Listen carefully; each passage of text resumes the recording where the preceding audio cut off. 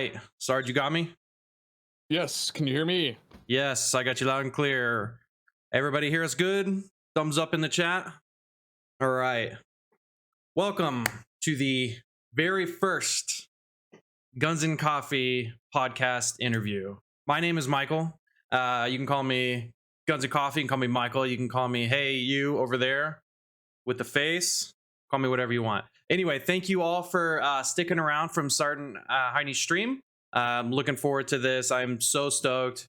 And yes, another Michael. So here's how this is going to work. We're going to go through some questions. We're going to talk. You guys are going to learn the deep secrets of Sergeant Heine. And then at the end, we'll take some questions from you guys. So I have a moderator in here taking questions, taking your face guy face, taking questions from you guys. If you want to ask some of the questions, we'll take like 3, 4, 5 of them at the end. And then we'll go from there. We'll see how it goes. All right. So today we are interviewing, as you guys know, the awesome, the very sexy Sergeant Heine. Sergeant Heine. How you doing, bro? I'm good, man. Thanks for having me. I'm honored to be your first interviewee. Trying to get you up on, pull you up on stream right now. But thanks for having me, man. I appreciate it. Absolutely, brother. I'm honored that you're here with me. Give me some of your time to talk to the community, talk to both of our communities here. And yeah, absolutely. Because fellow airmen, right? You're in the Air Force currently? I am. Yep, I'm active duty. I've been in coming up on 13 years.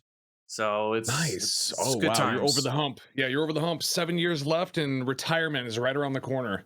Yeah, brother, that's the plan. That's the plan. What do you do for the in the military again? Air Force? So I will just say that I fix airplanes, specifically fighter aircraft. Nice. Yeah, I spent a lot of time doing F-16s, stuff like that. And currently I'm in Arizona, loving it here. So yeah, it's a good time, man. My Air Force brethren. So yeah. All right, man. Well, you ready to get started? Sure. Let's do this. These are some deep questions, guys. All right. Well, we'll start with very basic. So, as you said, you're in the Air Force. So, tell us about what you did in the Air Force. So a lot of guys here from the stream, you guys know a lot of this already, but for the new peeps and Guns and Coffee community, I was in for just under 10 years, 9-ish. And what I did is I sent up security forces. Originally wanted to do aerospace propulsion, but that wasn't guaranteed. The only job they can guarantee at the time was security forces. And the recruiter's like, I was like, yeah, I think I want to be a cop. He's like, yeah, you'll be a cop. And then when I got in, they're like, yeah, you're probably not going to be a cop. You're probably going to be doing security and either nukes, airbase defense, something like that. So the first portion, as an airman, I was doing gate guard duties, checking IDs, then went into law enforcement. And then I went to Armory NCOIC, Vehicle NCOIC, and then deployed, came back. And then I did some event, it was called events, which was a security liaison for people who were visiting the base, the Air Force Academy. We had, people, generals from different branches. We had people, government officials, to include government officials not from the United States. And I had to be the voice of security from the academy, basically directing them, being their point of contact for their security peeps. So that was really cool. I really enjoyed that job. And then deployed again to Iraq, which was my second one. Did internal, external security, and then came back and did police services NCOIC, which was I was the LE voice for the base, which was nice. And then the last like 6 months ish of my time in, as I started having seizures, so I was on my way out being medically retired. I did some installation security with NORAD Northcom at Peterson Air Force Base, which was really cool. Very interesting job, and really enjoyed that as well. So yeah, dude, that's cool, man. It seemed like you didn't have the typical security forces career path, would you say? No. It's not nothing too crazy. There's a lot more cooler security forces guys out there. I thought I was probably right in the middle. Okay. Yeah, dude, I wanted to come in actually being security forces, but for reasons of things and stuff, I couldn't. Instead, they Right, let me right. work It's on not for multi. everybody.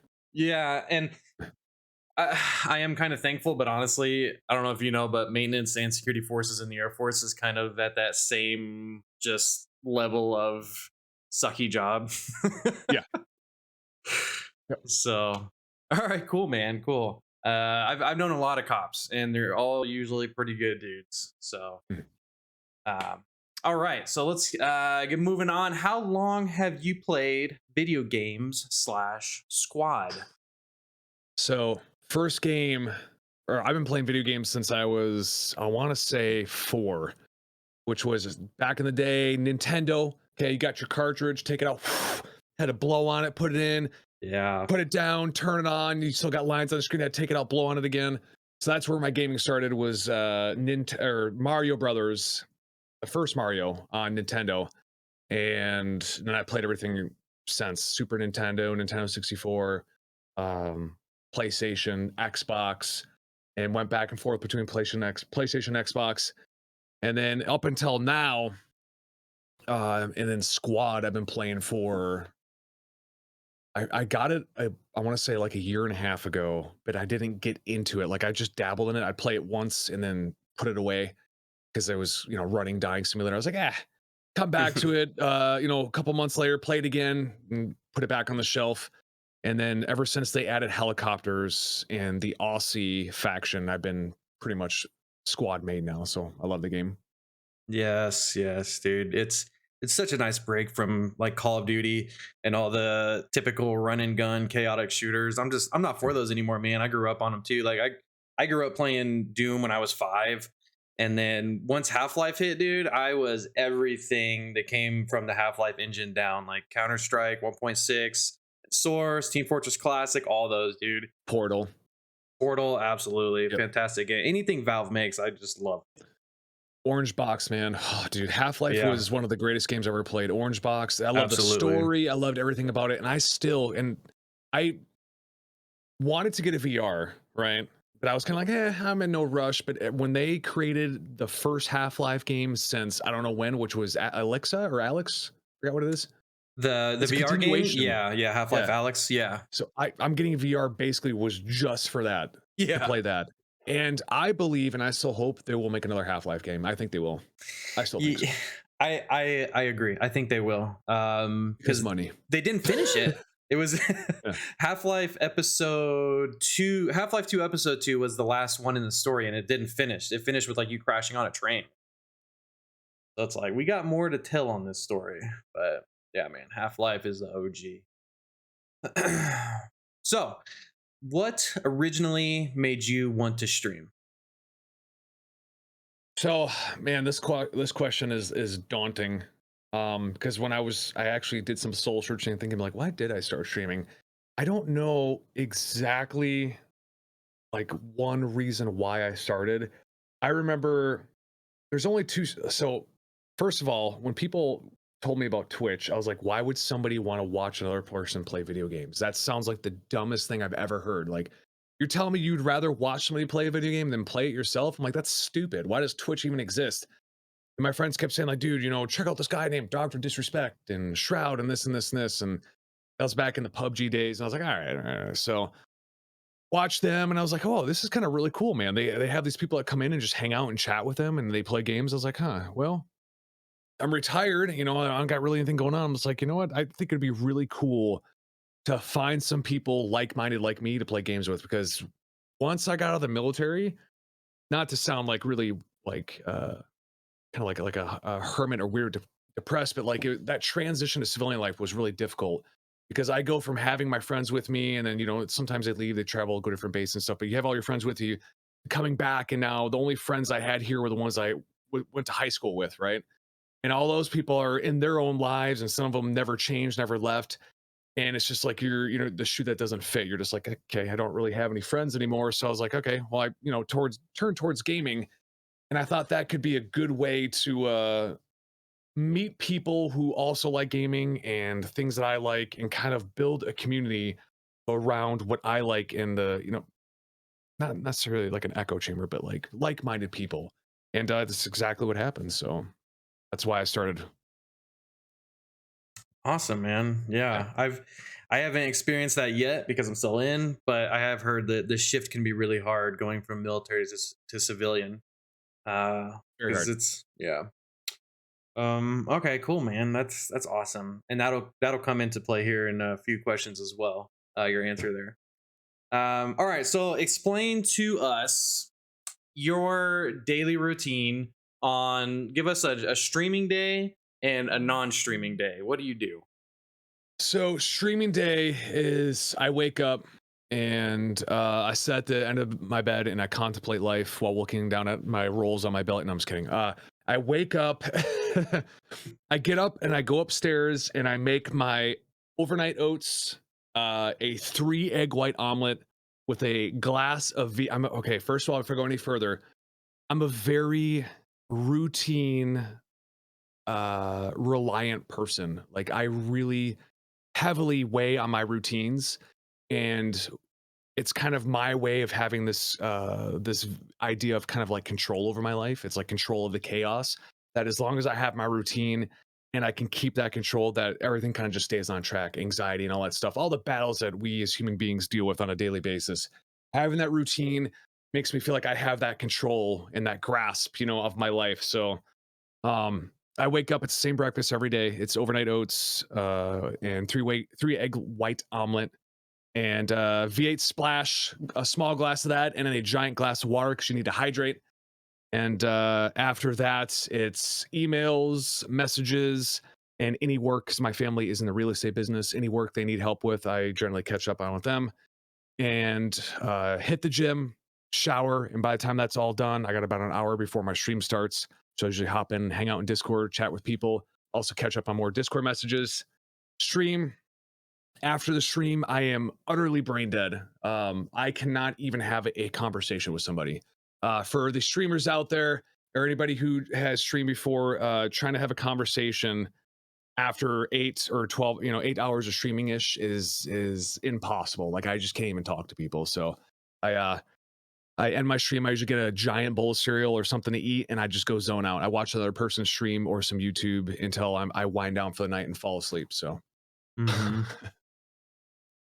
Yeah, I feel you, man. Like I think I told you, I streamed 7.5 hours one time, and by the end I was like, oh my gosh, dude, I am absolutely brain dead right now. I don't want to do anything else. so, Also, Chad is talking. Go ahead. Yeah, go ahead. I was gonna say, Pace says who microwaves. So there's been this battle in my That's what I was stream about to forever. talk They say about. who microwaves their eggs. All right. When people find out that there's no taste difference between a microwaved egg and a regular egg, and you realize the time you save, yeah, you guys are a bunch of like egg fuds right now. That's what you are. But once you found out, you'd be like, oh, okay, yeah, Sarge is right. Okay, you get the ceramic pot that's made for it, right? You crack 3 eggs in it, you stir it up, put cheese and ham in it, throw it in your microwave, and in 2 minutes you have a made omelet. All right. You put that on your plate, you put your ceramic pot in your dishwasher, you don't have to clean pans, nothing. So in 2 minutes, 3 minutes total, bring the eggs out of the fridge and put in there. I have a omelet made that tastes the exact same as one made on the stove. You're just a bunch of fuds, okay? Get with the times.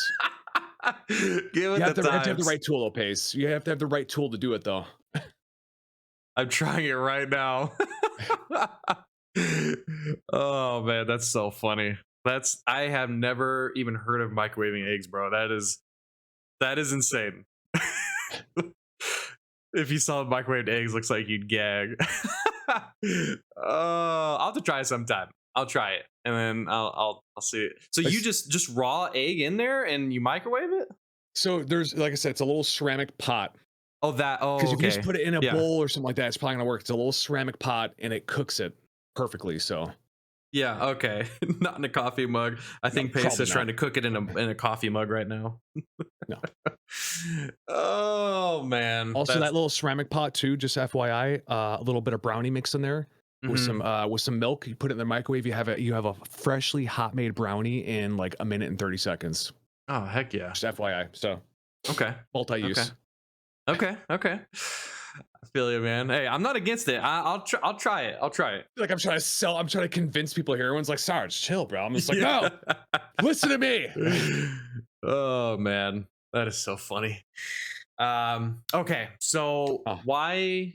Do you have something else? No. Go ahead, man. Go for it. Oh, okay. Why your Twitch name? Why Sergeant Heine?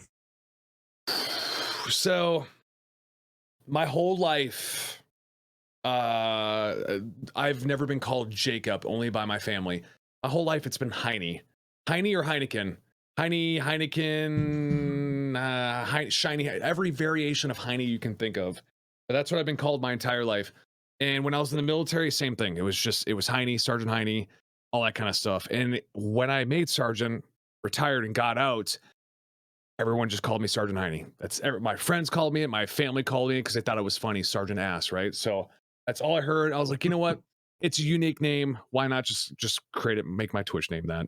And now people don't even think it's real. They think I thought it like it's funny, like Sergeant Heine. They have no idea it's actually me. So but it stuck with me, so kept it. Okay, that's okay. So Jacob, so what do you prefer to be called? Do you prefer to be called Sarge, Sergeant Heine, or Jacob? Well, friends that are close to me, Jacob, but Sarge is fine. Okay, all right. So I'll call you Jacob. I'm just kidding. Yeah, you're good, man. It's an interview. All right. So if you were to put a theme on your channel, what would it be? And this is kind of what I was talking about. I think what you said earlier about why you started streaming will probably play into this. Yes. So as I started streaming and as people started entering, I noticed that it started becoming a safe haven for I like to say misfits and like broken things, because I am a misfit and a broken thing. You know, I've gone through my trials and tribulations. I've always struggled to fit in with certain just everywhere, because I'm a very, as a lot of my people are watching and some of Guns of Coffee you might have noticed, I'm a very strange person. But that's who makes me me, right? That's who I am. I'm just a weird dude, very bubbly, very odd. But that's what makes me me. And once I started finding those other people who necessarily don't fit in places, I've had so many people come into my stream and say, you know what, Sarge, I've been to 20 different streams. I've never got along with anybody. I was never able to hang out and game with them. When I came here, I felt like I'm not judged. Nobody cares. We just hang out. So I like to think that I've created a theme of like an island for misfit and broken things. For all the places where people don't fit in quite well, they know they'll fit there. So Yeah, absolutely, bro. That's awesome, man. And I've been to some streams and they'll sit there and literally talk down or bad about their viewers. It's like I do not understand that at all, dude. Like, while asking for subs. I can't believe people even do that. Like, I don't know. I think we kind of have the same outlook on that, man. Yeah, it's pretty crazy, man, the way some of them people treat their communities and their people. So they wouldn't exist if it wasn't for them. So it's very odd. Yeah, why that exactly. happens. It's like when sports teams start talking bad about their fans. It's like you realize that your team exists because of your fans, right?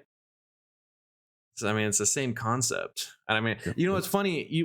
I was thinking about that earlier at the beginning when you were talking about when you first started, when you were first introduced to Twitch and Shroud and Dr. Disrespect and all that. And we're talking about how, you know, why would I watch video games? And it's so funny because people will watch sports all day long and they'll watch football all day Thursday, all day Sunday, sometimes Monday. I don't really even know the schedule, to be honest, but they'll sit there and watch it, but they're not playing. But they could go outside and play, but they decide not to. They watch it instead. It's like kind of like, you know, what's really the difference there?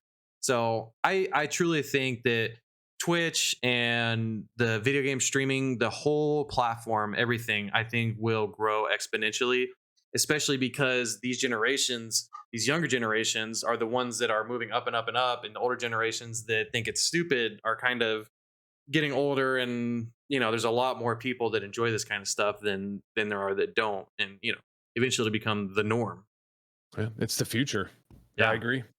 Absolutely. I mean, just e-gaming alone, right? Yep. Or e-gaming, e-tournaments, you know what I'm saying, MLG. Yep. All right. So tell us what one or maybe two, what's your long-term goal? And it can be about streaming or just in your life, personal, whatever. Phew. This one's tough because I can't goal as far as streaming is like I feel like that gives it too much of a if like this is gonna happen. I would say like hopes.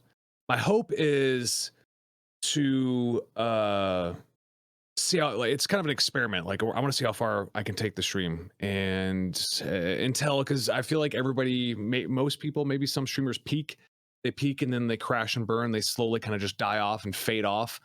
You know, you see those partners out there that got like 10 viewers, and you're like, dude, what happened? Like, so I don't want to be that guy. So if I feel like it's going, my goal I guess is to either take this to the moon, which the Legion knows what's our saying. We want to take it to the moon, and you know be one of those really big streamers. And if we don't, to exit in grace, to be like, okay, it was great while it lasted. I did a great thing. Leave. Time to move on to another thing. I don't want to be that guy with 10 viewers.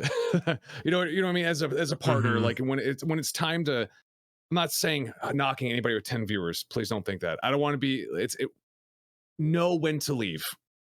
Know when you've hit your ceiling and it's time to be realistic and move on and go to somewhere else. You know, that's what my hope and goal is. But I guess a goal is, yeah, take this to the moon. And if that doesn't work, then own my own business and something. I don't know what it would be, but Yeah. yeah. No ideas, nothing. No, I was like I said, I'm retired, so when I get out, if this doesn't work, then I guess we'll cross that bridge when it gets there. I'm all in on Twitch at the moment, so Okay. Yeah, man. Awesome. All right. So if you could be remembered for one thing, what would it be? making the world a better place than when I came in. Like I want to be able to leave and be like, and there's no doubt, everybody who knows me, they're like, he made an impact. He made a difference and made he he did good. You know what I mean? Like I'm proud that that guy tried and made the world a better place. And I know it sounds really cheesy and cringy, but honestly, if you guys know me, that's what I practice and preach every day. Is I just want to make the world a little bit of a better place, maybe one smile at a time. So I guess that's what I want to be known for. Yeah, man, you're doing it for real. Anytime I'm hanging out in your Team he says killing. team killing. Jeez. Anytime I'm hanging out in your channel, man, yeah, you guys are just such a way with talking to people, and such you've built such an awesome community, bro. It's such a cool thing to Appreciate it, see, man. man. Thank you. All right, now this is going to be an interesting one. If you could go back and give your 18-year-old self a piece of advice, what would it be? Uh, spit that dip out. Um, take everything in your savings, everything right now. Go ask grandpa and grandma for all their money and go buy Bitcoin. And with a whole other list of things, I'm gonna have a whole list of things like here's a list of 1 through 100 of do not do. Okay, that's not gonna make sense, but it will. Okay, eventually. But yeah, I think that's what it'd be. I know it sounds cheesy and stupid, but I mean, Nah, man. I mean, I think we all would love to go back and tell our 18-year-old selves something. yeah. Nah, dude, that's not cheesy. I like it. All Who's right, the and most? also start using Rogaine. My bad. Like, here's a can of Rogaine. Start using this now, please. Hey, let's see what you mean. No, I only did that once. No, I can't do it again. Sorry. Oh, I missed it. I didn't even see Yeah, I it. took my head off on stream one time. Yep. It How was long last ago? week, I think. Last week? Ah, man, I missed it. I've been wanting to see it. I'm sure people clipped it, right? No. No, no. No. Well, they tried. They tried. Oh, okay. I'm sure somebody's got a screenshot of it out there. I was there. I was there. Yeah. No, man. All right. Who is the most influential person in your life? Pace, performance. You hear that, Pace? You dog. He actually just got gifted a sub. Oh man, that's so funny. Thank you, Cynic. Appreciate you. Okay, Pace. What about Pace is so influential to you? Oh, let's see. His beard, just the way he knows how to handle. No, I'm just kidding. No, I love Pace, but no. My most influential person in my life is going to be I want to say, is going to be my uncle.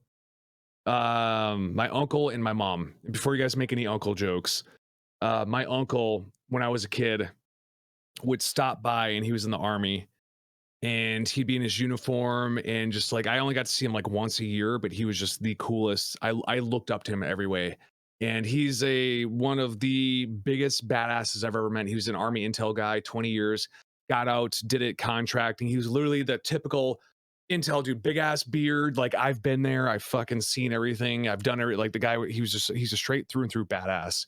And he was the reason why I wanted to join the military since I was a little kid. So it was my uncle. And then I got to give it to my mom, because my mom is literally superhuman. Never heard her complain once. I grew up with a pretty tough life, pretty rough life. Poor, people weren't in the picture, and it was tough, man. It was a very, very tough time. And I've never once seen her waver or complain. She was just a trooper. And I never needed or never wanted for anything. All my needs were always met with her, as far as food and clothes and that kind of stuff. So she worked her ass off, and like I said, she's a superhuman. She deserves to have a cape on. So my mom is one of the most influential people in my life by far. So awesome. How often do you talk to your mom still? Every day, about every day. Yeah, every day. Wow, that's great, man. I don't have that kind of relationship with my mom, unfortunately. I talk to my wife's parents more than I talk to my own, to be honest. But you know, it is what it is. Yeah, it's tough times, man. Family's tough. Yeah, no, that's good. Do you talk to your uncle almost every day too, or? No, we don't talk so much anymore. Not so much. Yeah, it's a long story short. It's just, yeah, we don't talk too much anymore. I reach out every once in a while, but it's the typical family. Like, you'll get a card, or like, hey, how's it going? Good. What's new? Nothing much. Okay, all right, bye. Like, yeah. So, hey, keeping in touch though, right? Right. Yeah. All right. What is your biggest pet peeve? There's a couple. What will enrage me faster than anything is somebody merging onto a highway under the speed limit. I lose my mind, man, because they are the ones that cause rush hour traffic. So I hate traffic and people who can't drive. But I think my biggest one is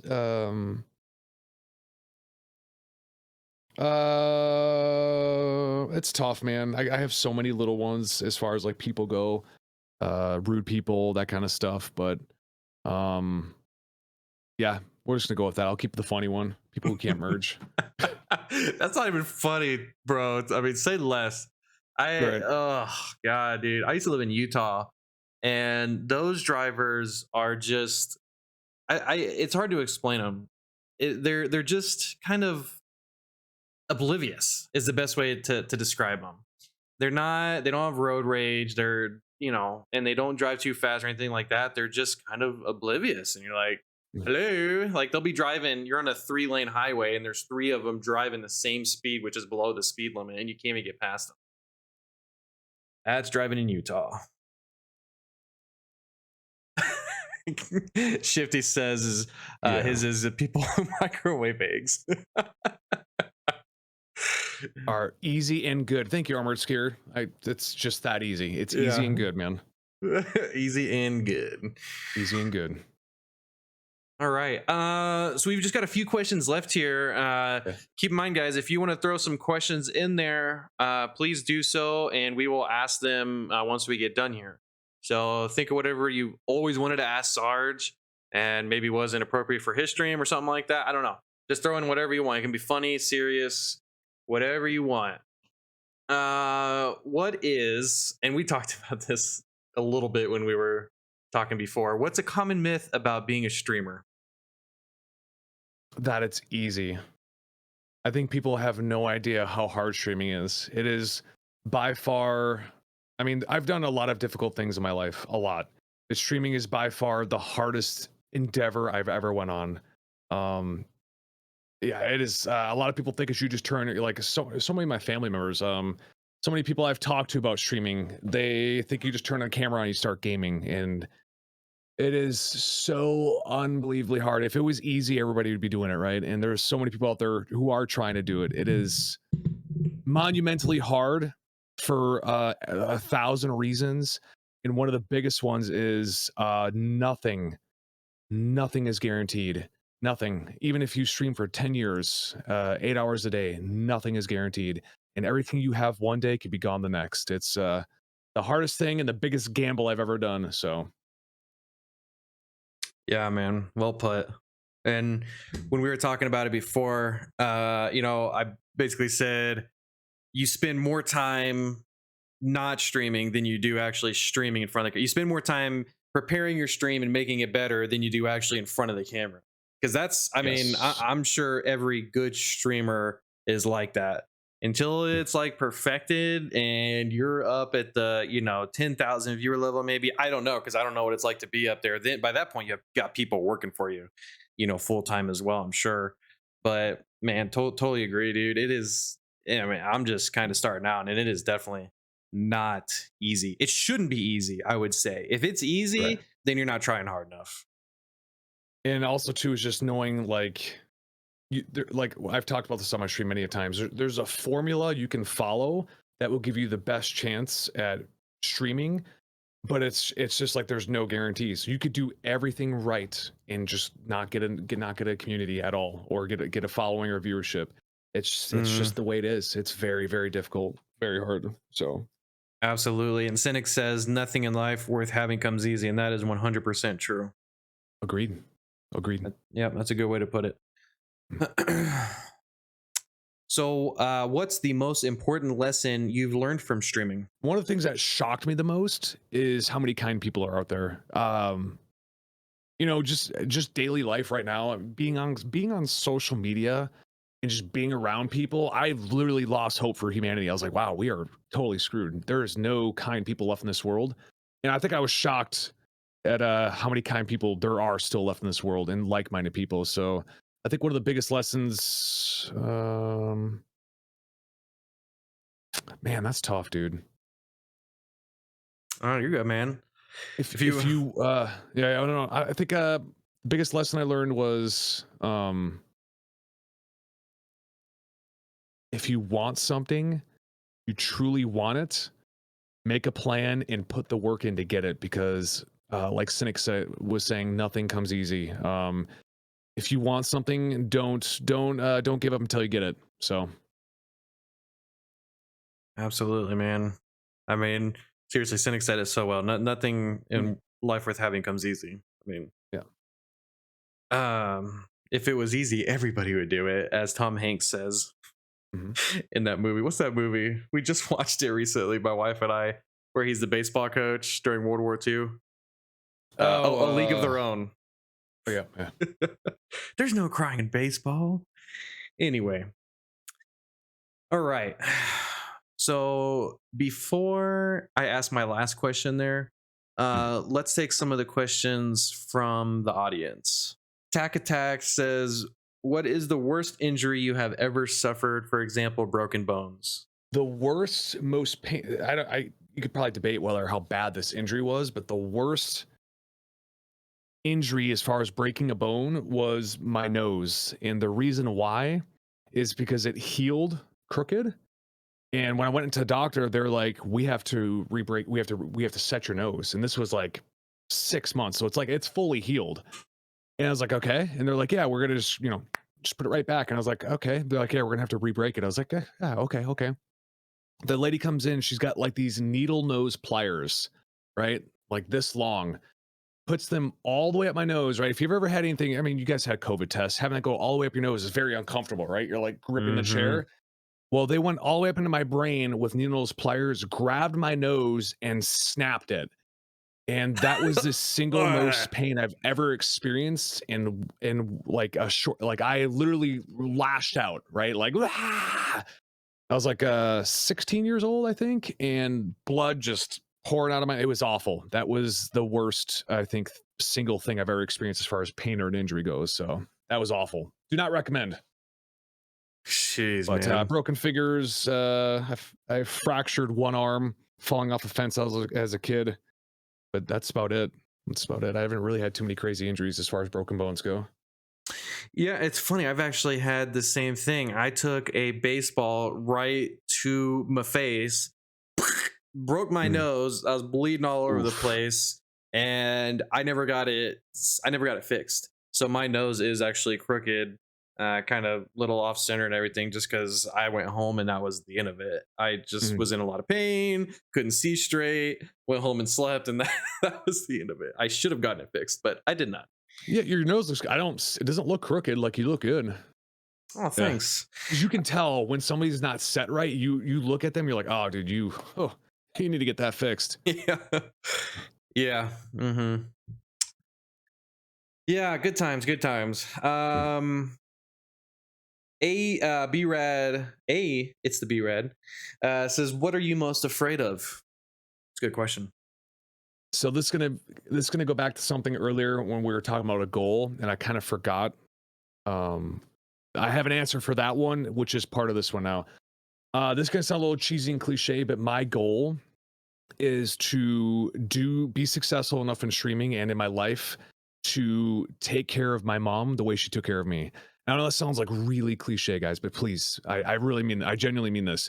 Um, like nothing would make me happier than to like go buy my mom a new house and just retire her and have all her needs met and just let her live out her golden years the way she wants. That's I am afraid of not being able to take care of her the way she took care of me when she needs me. And those times that biological clock and your life clock, the older you get, the faster it starts moving, and you start feeling the pressure. You start feeling the pressure as you get older and older. You're like, oh shit, okay. So I guess that's what I'm afraid of, is not being able to take care of them the way they take care of me. So you come into the world as a baby, and you also leave the world as a baby. So No, man, that's really good. Don't say that's cliche, brother. That's awesome. It kind of warms my heart, actually, you saying that. That's great. That's that's awesome, man. That was a fantastic answer. Prime Gaming. No, wait, I'm sorry. LD141. Is that what his name actually is? just call him LD. LD. Nobody actually Okay. really knows what his name is. He's just so elusive and mysterious. Okay. That's funny. What's the most you've ever drank, as in alcohol? Oh my god, bro. So, in Minecraft, I was 15 years old. This is Minecraft, of course, because I don't condone or support or encourage any alcohol consumption in excess or at all for underage people who are watching. But in a Minecraft moment, I was like 15 years old, and my friend brought over a bottle of Bacardi Superior, and it was like a 175, and I don't know how much we consumed, but all I know is for the next 3 days, I couldn't keep anything down. Water, food, for the next 3 days, I was throwing up, and I just crawled from my bed to the toilet. And after that, alcohol was never my thing again. After that, I was like, I'm, I'm good. I dabble from time to time. I'll have a beer Mm-hmm. or a whiskey or something like that, but I honestly don't drink. I could probably count on my one hand how many times I drink in a year or in a couple of years. So Okay. Yeah, so something nobody I think knows about me on here really is I was actually in fraternity before I was in the Air Force, and oh man, were we stupid some nights. I we had this one night where we had to actually kidnap the president of the fraternity, and we did. And then the whole point is to get him drunk, but at the same time everybody else gets drunk. and it was, oh man, was it rough. I had band practice the next morning actually. Oh my god, dude. But my band at my band's house, they were able to give me the best cure. Like I felt like death, and they took it away within like 5 minutes by giving me a Smirnoff to basically get the alcohol going in my blood again, I guess. Right. And some Tylenol, I think maybe some kind of medicine, and then also a like tomato juice, like Bloody Mary type thing, and oh, and some noodle soup.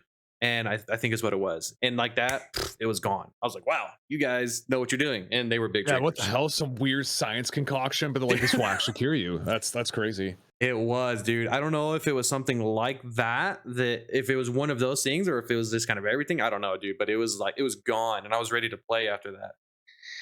But anyway, yeah, man. After that, I was like, I'm never drinking like that again. Oh my God. You um, can't be hungover if you don't stop drinking. somebody, is oh true. yeah, skier. Yep. I mean, you're not wrong. So one Uh, question that is really good right here. yeah. Would you have started a stream like coffee?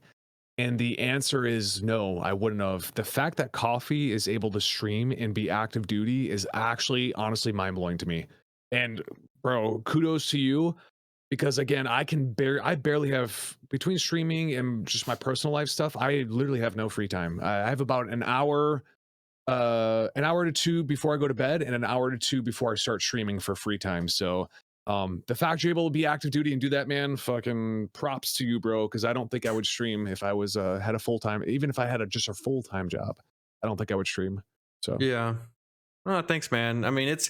it is tough for sure. I have had many conversations with my wife about it because I also have 3 kids, and so when Super dad. first, Jeez. well, first I'm a full time husband, a full time Right. father. I work full time in the military, and streaming is something is definitely just my biggest hobby, but it's kind of my only hobby right now.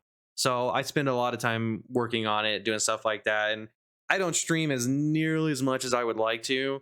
Maybe one day when I'm no longer in, like if I get med boarded, which who knows, or if I just retire in another 7 years, I'd love to do it full time. You know what I mean? It'd be awesome. Um, so yeah, thanks for answering that. Yeah. Let's see. Cynic says, "How much do you miss the military?" Uh, um, I don't envy anybody that's in right now just because how politically charged everything is. Like it was pretty bad when I was in. I can't imagine how bad it is now. Not to mention with the pandemic and stuff. All that I imagine it's gotta be pretty rough.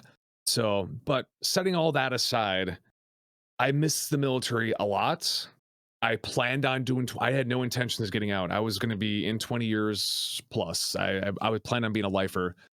So I miss it quite a bit. I don't miss the BS though. There's a lot of political BS. There's a lot of, the military likes to remind you that you don't have control over your life. And right when you think you're comfortable and settled down, you get orders somewhere, you get sent somewhere, or something changes. But I do miss it. I really do miss it. I right before I got out, I was gonna have orders to Italy. I was gonna go to Aviano, Italy, a nuclear base, and I was actually super stoked about that. So, kind of sucks that I wasn't able to do that, but I miss it. I miss it. Yeah, everybody that goes to Aviano says that it's just the best base. It's like the white elephant, or not the white elephant. What's that called? I What landed everybody there wants. though. Yeah, coming back from Iraq, and it was beautiful green rolling hills Hmm. and mountains. I was like, oh, I'd love to be stationed here. Yeah, that's what I always hear about it. I mean, Utah was beautiful. We were there for over 4 years, and man, it just, you never get used to the mountains. You'd think you would, but because sometimes there's snow on them, sometimes there's not, and it's just, yeah, it's My apologies. fantastic. Lotus says it's the resort base. I'm assuming he's talking about Aviano. Well, it Because depends. Not for nuclear cops, it isn't, but for the base in general, yes. yeah, yeah, your job definitely determines whether you're gonna have a good time or not. Like, I don't envy security forces in what is it, like Effie Warren or No, man, Cannon. those that's Why not? Usually people don't those guys usually don't stay in the military because I mean, they spend, weeks just on a site in the middle of nowhere, no cell phone signal, nothing. And some of those guys have families and kids, and it chews people up and spits them out. So Mm-hmm. Yeah, it's a tough man. job. Yeah, I mean, any job in the military can be tough because people just don't. I will say, me personally, the hardest part about being in the military is not having the support of your family close to you. So most Mhm. people, when they have kids and stuff like that, they have their mom and their dad, which are the grandparents, to help out so that you can still go on date nights, or if you have to work or something like that. If they're retired, especially, they'll be babysitters because they love to spend the time with the grandkids and everything like that. And so it works out perfectly for a lot of people. But when you're in the military, chances are you're not going to be within driving distance of your parents, and that's the hardest part, is just not having the support. I'd say that's the worst Right. part. Yeah, that makes sense. Yeah, because like if I went to Korea for a year without my family, and it sucks, it definitely does, but my wife moved home, lived with her dad and everything like that, so it was fine. And it sucks for me being away, but it is what it is. It's what I signed up for. But I would still rather have the support from family. So Mrs. Guns and Coffee says, since you started streaming, have you dealt with any creepy people, stalkers, or anything weird like that? Ooh, good question. Yeah, I actually have. Nothing horror like too bad, knock on wood, but I've definitely had a lot of things. A lot of people ask me things I can't repeat. I've had some people come in and say some wild things to me. Um, a lot of people trying to figure out where I live. So many people trying to figure out where I live. I have people constantly. I've had so many messages like, What's your address? Where do you live?" I'm like, "What the?" Just random people I don't know. People asking around my community, fishing for people to give up my address or what state I'm in. Like, it's crazy, man. People are very weird. I think a lot of people forget too that I'm just a dude. I'm just a guy. Like, there's some of the people who met me in person. I'm just a freaking dude. There's nothing special about me besides I turn my camera on. So yeah, it's weird, man. People get strange sometimes. Sheesh, that is Yeah. weird. Asking for your direct address, Oh that's a yeah, little I've had a guy go, odd. "Where do you live?" I'm like, What?" Your exact address. Give me your GPS coordinates now. I'm on my way. Do you ever worry about getting swatted? I am worried, but my police department knows exactly who I am, and they're Oh, well really? aware of they're well aware of who I am, what I do, and we have a very open dialogue in conversation, so that should never happen. Knock on wood. So Yeah. No, I used to, before, when I had tried streaming before, I lived on base, and I was always scared that something like that could happen. I'm like, oh man, what if something like that happens? It was always in the back of my mind. But that's interesting that you keep open dialogue with your local PD about that. What, if you don't mind sharing, what are some of those conversations like? I basically went to them and I was like, "Hey, it first started off was Oh, hold on, real quick. I'm sorry. Before you say, for those people that don't know, getting swatted is when you're live and one of your viewers decides to call as if they're you and say, I'm at this address and I have hostages or a bomb or something like that. And then the SWAT team shows up and kicks your door down while you're streaming live. So I just yeah. want to make sure people understand before you explain it. All right, go. So I initially called them to tell them about who I am and what I do. And they were just like, "Yeah, I don't know what Twitch is. I don't know what you're talking about. If you want, you can talk to one of our officers." I was like, "No, you need to understand who I am and what I do." And I felt I got a little bit of resistance, but eventually I was able to talk to them. I'm like, "Look, you guys need to understand what this is." And when they came out and I actually had an interview with their sergeant and lieutenant, um, they knew what swatting was and they're well aware of it.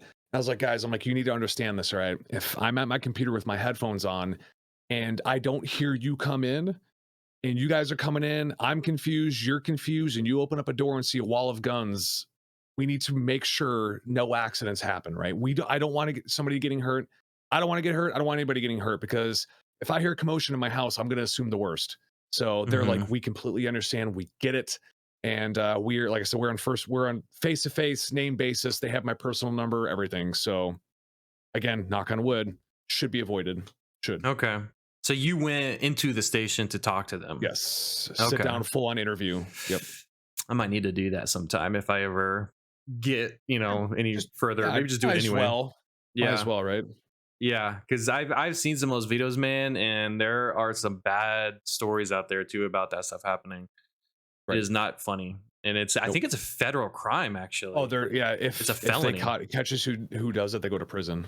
Yeah, it's like not a good idea. No, it's not worth it. No, absolutely. I mean, you don't even get recognition from it when you do it. I mean, Not you get to that, sit there and watch it happen, but whatever happens is on you. And they'll find out whether you block your number or anything like that. This is 2022. They're going to figure out who you are, right?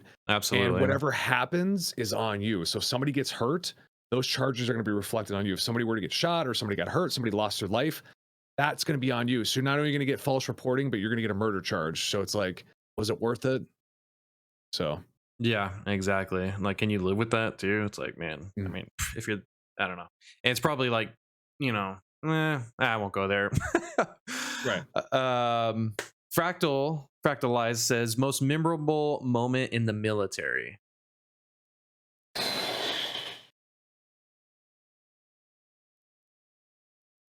Man, I'd have to think about that, Fractal, because you guys know a lot of my crazy stories from the military. I have so many crazy and embarrassing and funny stories, but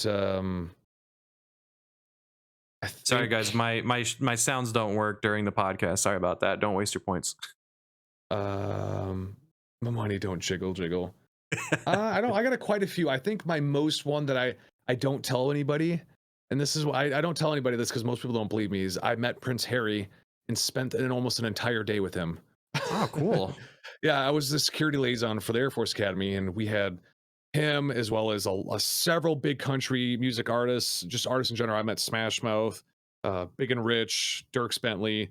I met a lot of important and famous people because I was the face of the academy as far as security goes. When I come, I am their liaison. Like, this is where you're gonna go, this is where you're gonna stay, this is blah blah blah, all that kind of stuff. So when Prince Harry came for he came over for Wounded Warrior. He's actually a big advocate for Wounded Warrior Project, foreign and here. And he came over and spent the day at the Air Force Academy, and I was his liaison for his Secret Service on where he's going to go, his routes, all that kind of stuff. Now, before you guys think, oh, Sergeant, I didn't like hang out with him. We weren't bumping elbows, trading jokes. I met him, shook his hand, and just basically spent the day with him and his security. So, but it was very interesting. He was a very kind person. So, wow, man, that's cool. I've done something similar. So when I was in Utah, we had what was called Salt Lake Comic Con, which is now known as FanX because of San Diego Comic Con suing them, blah, blah, blah, blah, blah. Anyway, I used to go up there and they would recruit a lot of people from Hill Air Force Base to do celebrity security.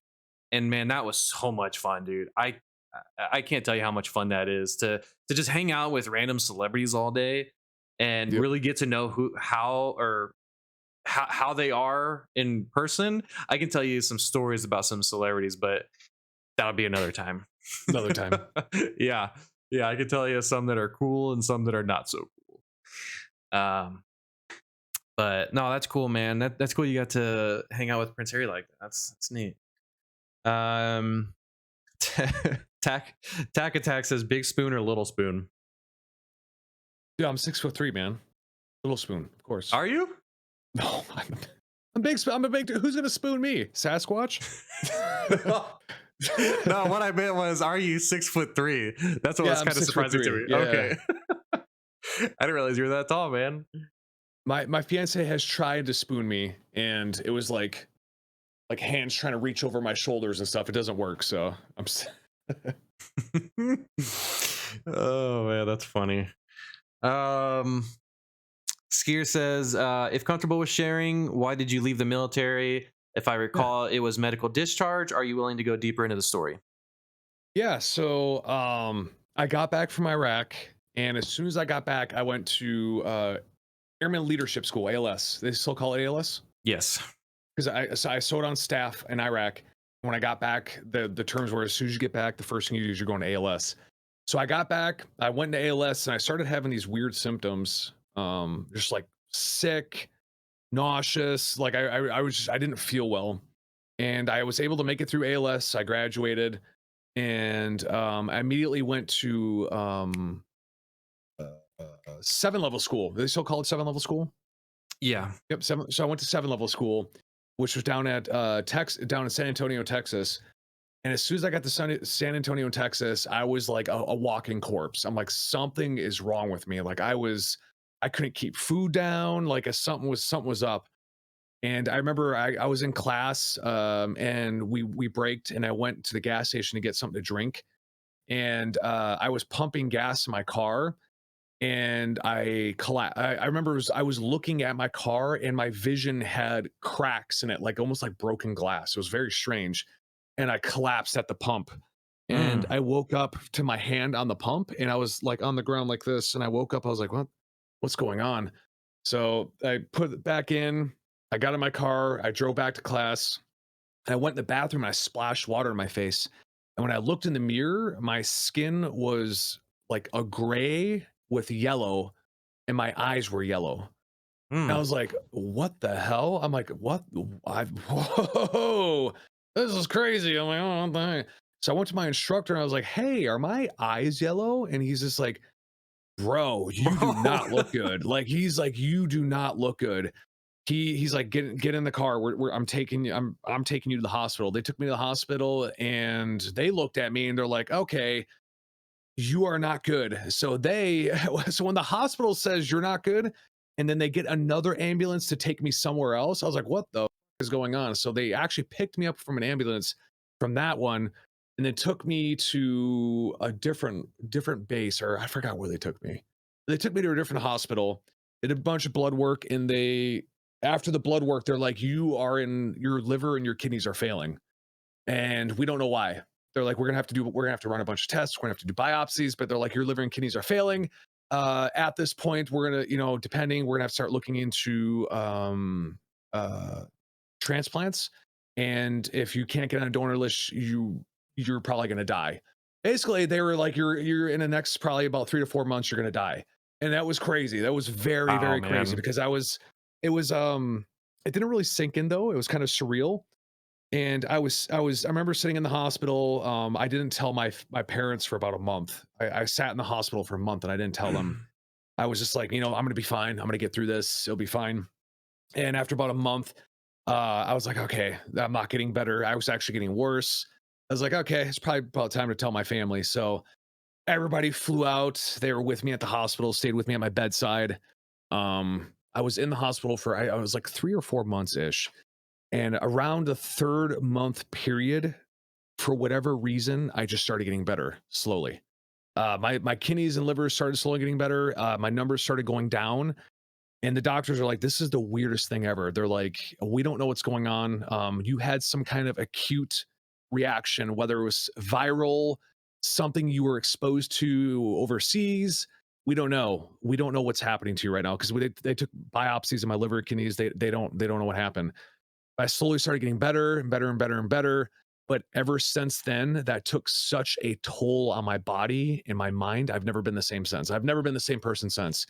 And after I got out of the hospital, the like the because all those toxins in your body, it wreaks havoc on you and stuff.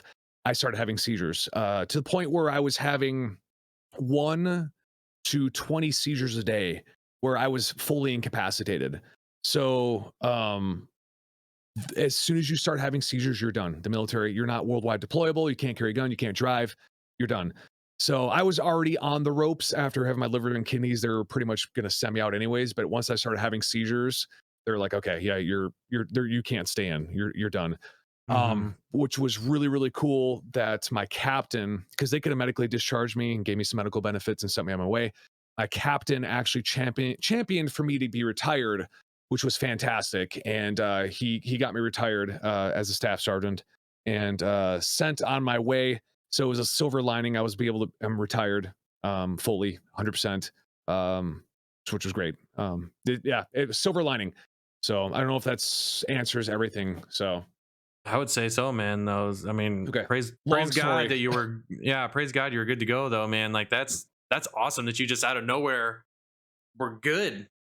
Like if you're Slowly, not, slowly. It wasn't like one day I woke up and I was good. It or was like I yeah. slowly started coming back to life. Yeah, coming back. So And after the doctor said that if you don't get a transplant, you're gone. Oh, okay. yeah, they were putting me on donors lists and stuff, which was it was a miracle. And I'm a very religious person, and I do believe somebody has been watching out for me more than once in my life. So Absolutely, man. Praise God. That's awesome, bro.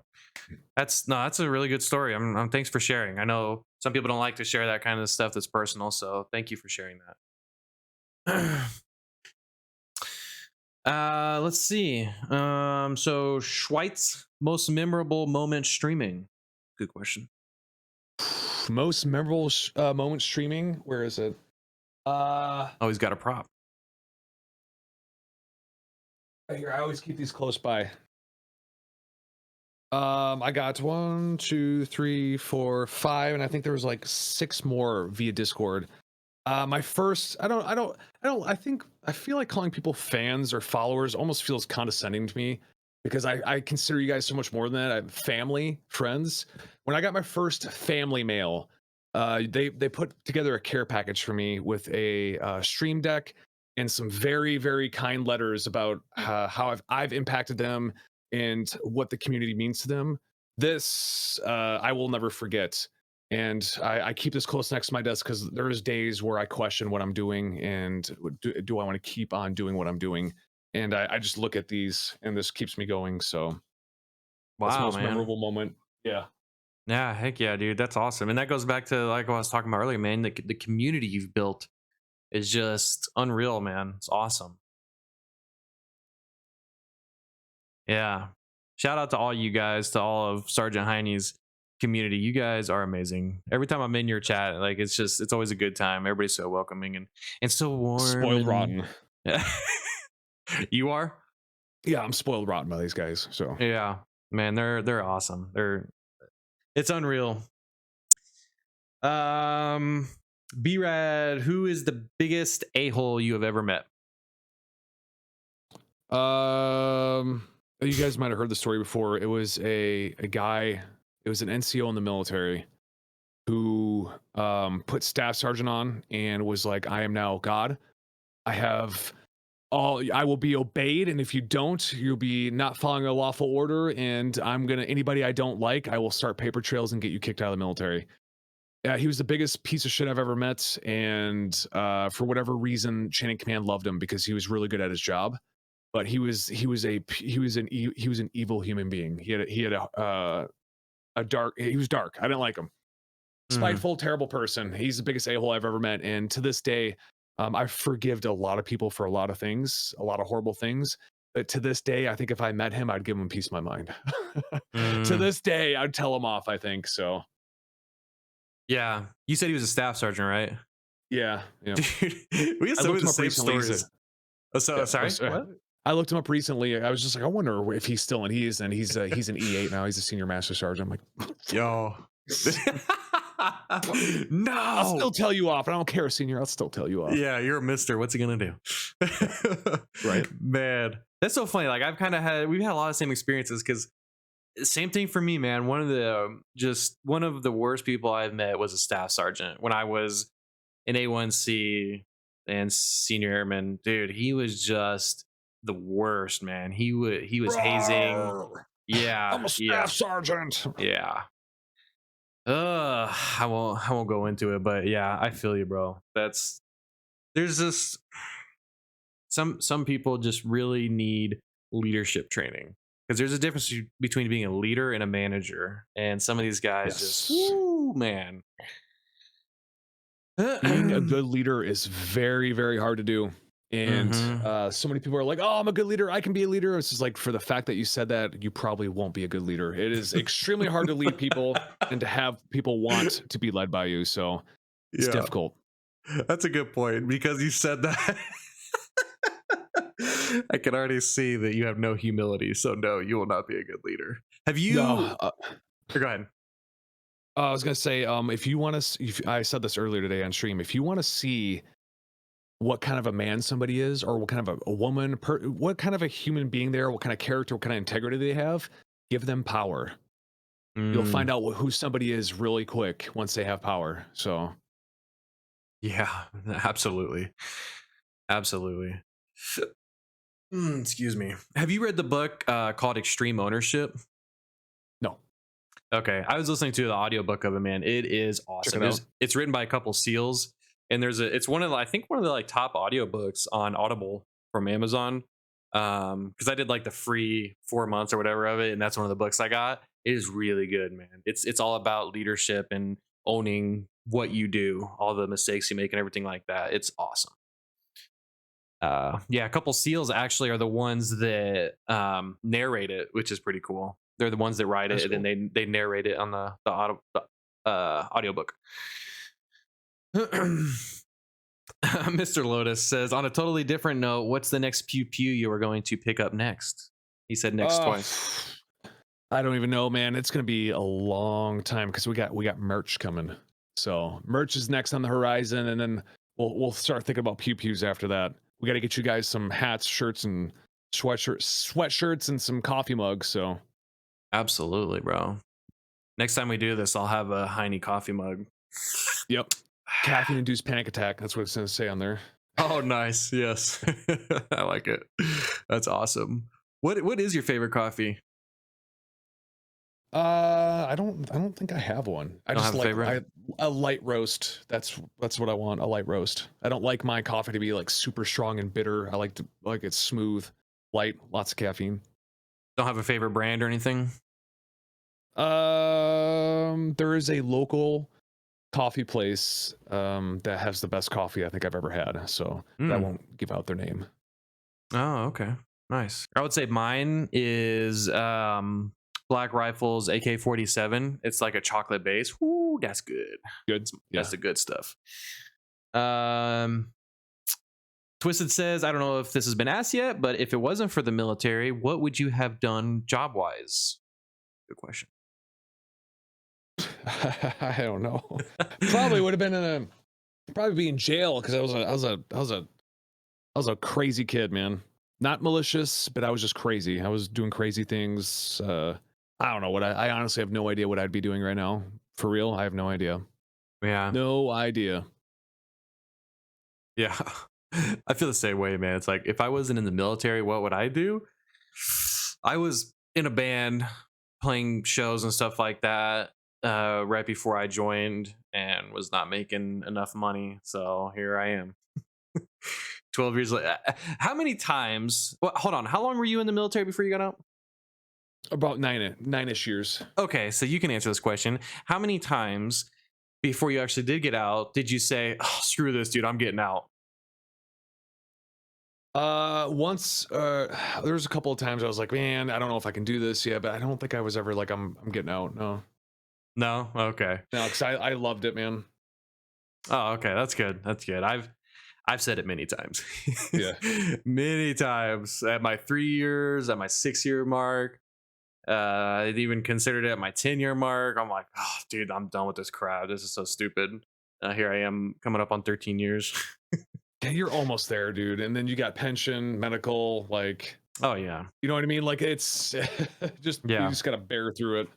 Yeah. And I mean, yeah. And it's just more supervisory roles now anyway. It's just now trying to lead the knuckleheads that are just like I was when I was a young airman. Just got to think Yep. back to my airman days when I was that knucklehead. LD says, "What's your favorite funny quote, or what's his favorite I can't talk. What's his favorite funny quote he's ever said on stream?" I have no idea. I say the wildest shit, LD. I don't know, man. The one that makes me laugh that I can't believe I said, I don't know if I want to repeat it on Guns and Coffee stream, was the one with the golden doodles. That one, I was like, I said that? Oh, you can say it on my stream, dude. That's pretty these well, I was playing Elden Ring and what it appeared to be, I was fighting these giant golden doodles. And I said these golden doodles are my ass. That's it, huh? Put Yeah, that on a that's it. coffee mug. Well, apparently I said that. I was like, it sounds like something I'd say. So, yeah, not really one of my proudest moments, but can't things come out of my mouth. So Put that on a hat or a shirt, and I'll wear that when I go pick my kids up from school. Oh man, yes, Mouse. Black Rifle Hazelnut. Yeah. Leading people is like herding cats in a swimming pool. Mud Yeti. That's an interesting way to put that. All right, so that got us through really all the questions that people had. So let me go ahead and ask you one more question. okay, last one. What? Yep, last one. What's one question you wish I'd asked you, and how would you have answered it? I think all the questions I wish you asked me were asked by all the individuals in the chat right now. I honestly have no idea. Oh, that's fine, dude. That's good. Everybody had such great questions, man. Like, Yeah, that was good. That was a good interview. Very good. I think that was a better interview than I've conducted for my interviews on my stream. That was fantastic, man. So oh, awesome, man. I appreciate you saying that. That was, I mean, this has been amazing. I mean, I don't know how to put it into words. This is better than I ever could have hoped for my very first podcast interview. I guess that's really it, unless you have anything else you want to say or talk about or anything. no, man. Yeah, that's gonna be. I think that was a good start for your podcast, man. And if you guys enjoyed this interview, be sure to follow Guns and Coffee because he's going to be doing this more often. You guys can catch his future interviews with whoever it may be. So. Yeah. Absolutely. So thank you everyone that's in the chat right now. Thank you guys so much for the questions. Thank you for participating, and thank you if you're listening to this at a later time that's not live. I hope you enjoyed it. And big special thank you. Can we get some coffee and some of my stupid face in the chat for SergeantHeine as a thank you for being here? Super appreciate you, brother. Much love. I will catch you on your stream next time. And thank you so much again for being here, brother. Sounds good. Have a great night, man. See you guys. Take it easy.